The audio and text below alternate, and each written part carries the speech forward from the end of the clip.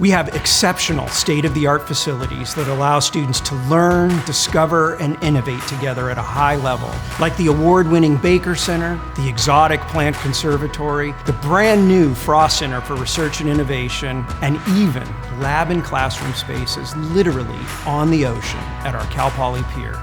The Central Coast of California is an amazing environment, or what I call my laboratory to work in. I really do love it here in San Luis Obispo. It's kind of like the best place to have a school where if you need a minute, you can just go to the beach and decompress, and that feels amazing. Cal Poly's motto is learn by doing, and in the Bailey College, that ethos is infused into all of our hands-on, real-world learning and research.